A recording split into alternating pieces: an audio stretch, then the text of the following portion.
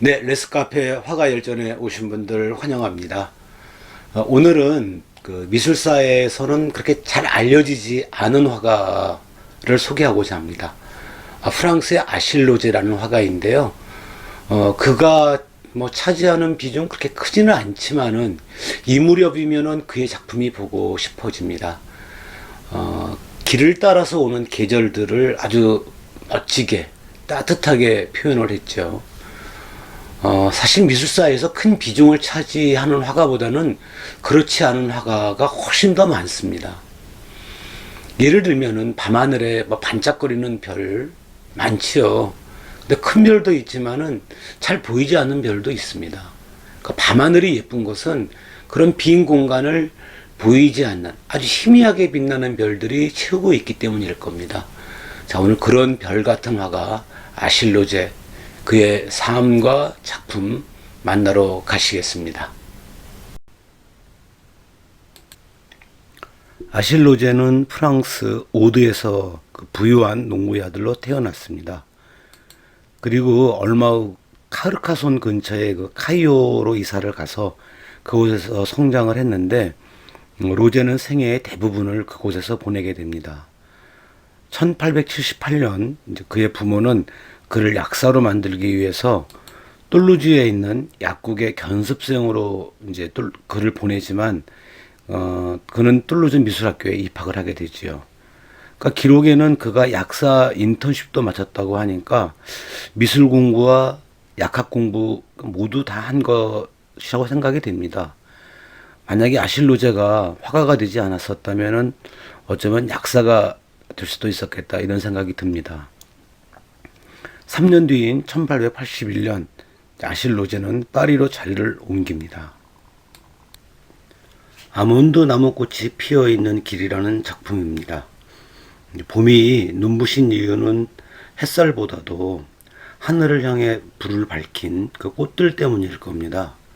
그 꽃등 아래 키 작은 들꽃들이 서로의 어깨를 기대고 자기들만의 그 세상을 꿈꾸는 들판은 마치 고운 천을 깔아 놓은 것 같습니다. 앞에 있는 나무 두 그루는 몽환의 세계를 알리는 입구처럼 보입니다.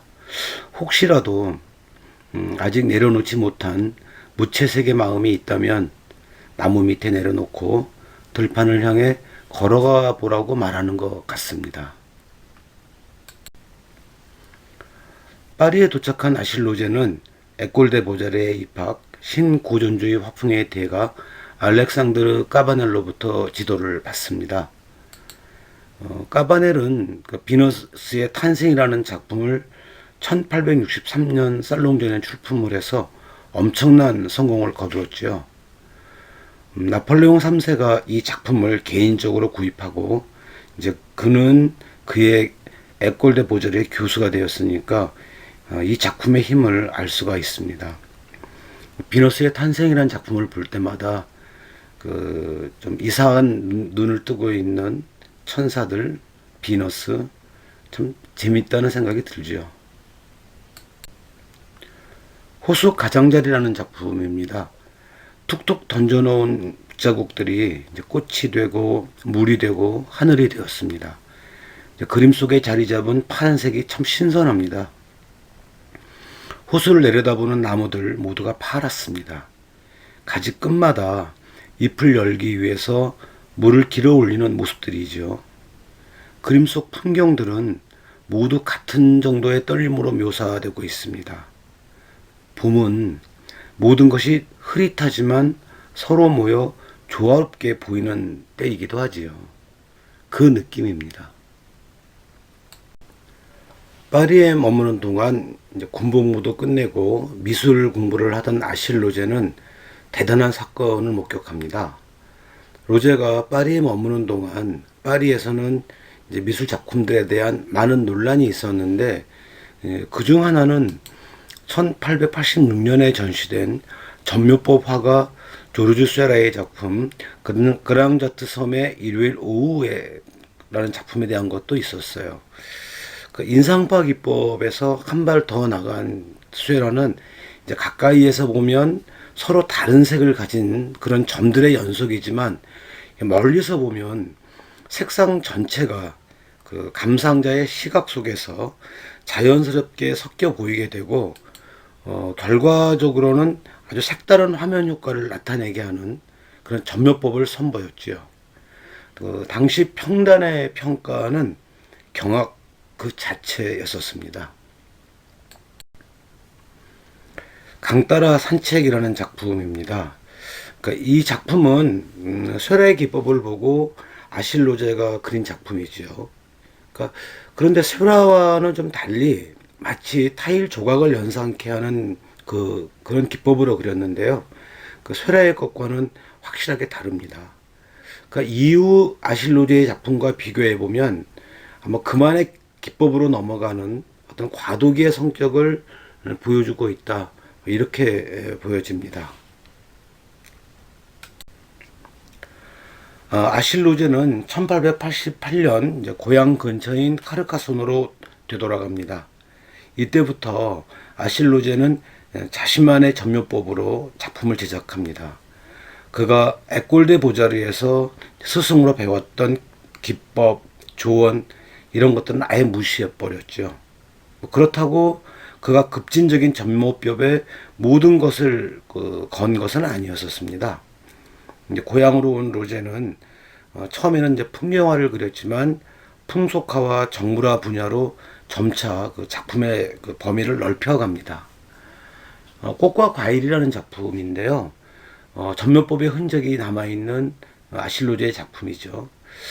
이런 기법으로 그려진 작품은 아실로제의 작품이 제게는 처음입니다.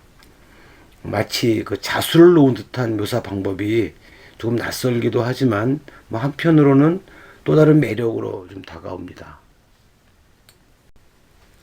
1891년 아실로제는 말이라는 여인과 결혼합니다. 전묘법으로 그린 아내의 초상화인데요. 일반적인 초상화와 좀 비교하면 느낌이 좀 다릅니다. 조금 무섭습니다. 둘 사이에는 아이가 넷이나 있었고, 이제 아내가 세상을 떠날 때까지 51년을 함께 살았으니까 아실로제는 굉장히 성실한 남편이었죠. 1884년 앙대팡당전의 작품 3점을 출품했었는데 그렇게 평론가들의 평이 좋은 것은 아니었었습니다. 아몬드 나무꽃이 피어있는 길이라는 작품입니다. 참 화사하지요. 다시 이제 온몸에 열이 오르는 봄이 됐습니다. 그 지난 시간에 어목했던 기억들은 저 하늘 저 끝까지 밀려가고 있는 그 겨울의 흔적에 묻어두어도 좋을 것 같습니다. 조금씩 물이 오르는 들판에 나가도 좋지요. 굳건하게 서서 발끝에서 시작되어 가슴을 거쳐 머리까지 올라오는 그 아지랑이 같은 그 생명의 기운에 잠시 몸을 맡겨도 좋지 않겠습니까? 하나 덧붙인다면 좀 천천히 숨을 쉴 것. 이미 몸은 충분히 달아올랐거든요. 1895년 아버지가 죽고 나자 아실로제는 어려서 자라던 곳이었던 까이유로 이사를 합니다. 그곳에 작은 집을 짓고 그림을 그리는데 아실로제는 자신의 집을 종달새라는 별명으로 불렀습니다. 혹시 작품 속 집이 아닌가 싶습니다. 그 집 주변의 풍경은 그의 작품의 좋은 주제였고 그의 작품 대부분을 차지하는 따뜻한 풍경이 이제 등장을 하죠. 카이아벨에서 오는 길이라는 작품입니다. 아실로제는 모네가 배에 화실을 마련하고 밖에 나가서 이제 그림을 그렸듯이 그도 마차에 화실을 짓고 야외에 나가 그림을 그립니다. 그러니까 인상파 화가들 중에는 이렇게 마차에 움직이는 화실을 마련하고 이제 현장으로 직접 나가 그림을 그린 사람들이 있죠.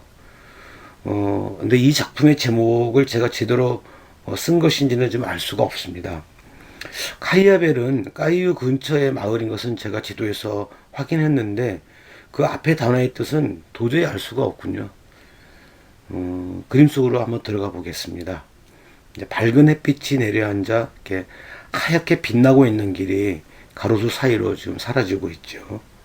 가로수들은 선으로 된 그림자를 만든 채 서 있고 몸을 흔들어 떨어뜨린 낙엽들은 길을 따라 모였습니다.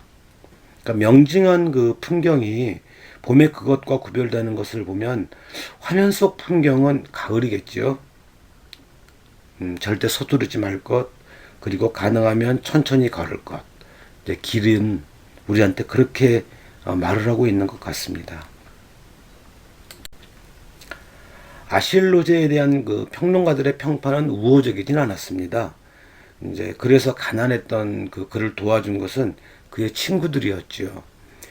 그의 친구 중에 이제 화가 로트렉은 그의 작품을 사줬고, 또 미술관의 큐레이터로 있는 친구는 또 그의 작품을 미술관에 소개하기도 했습니다.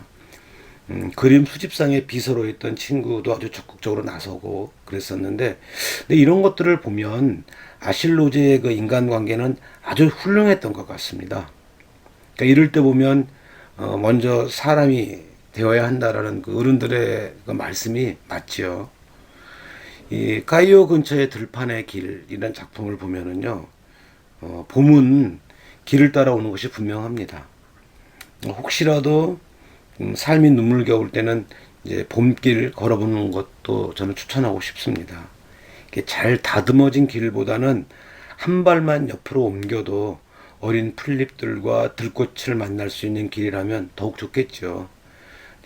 등에 땀이 나면 잠시 가로수에 등을 기대고 일제히 세상을 향해서 소리치는 그 생명들의 목소리에 귀를 기울일 필요도 있습니다. 그 모든 것들이 그 지난 겨울을 이겨내고 화사한 세상을 만들고 있지요. 봄은 무언가를 본다라는 말에서 나왔다 그러죠. 그렇다면 봄은 서로가 서로를 보는 시간이 되어야 되겠습니다. 그래서 봄길은 혼자 걷는 길이 아니라 둘이 걸어야 하는 길입니다. 1900년이 가까워질 무렵 아실 로제는 이제까지 사용하던 자신의 점묘법을 버리고 새로운 기법으로 전환합니다. 그러니까 이제 점을 포기하고 얕고 일정한 그 붓터치로 바꾼 것이죠.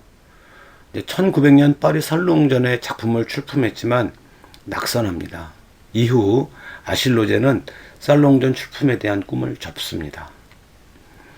까이오 가는 길 위에 꽃핀 아몬드 나무라는 작품입니다. 저는 아몬드 나무 꽃이 그린 그 작품을 보고 있으면은 고흐가 생각납니다.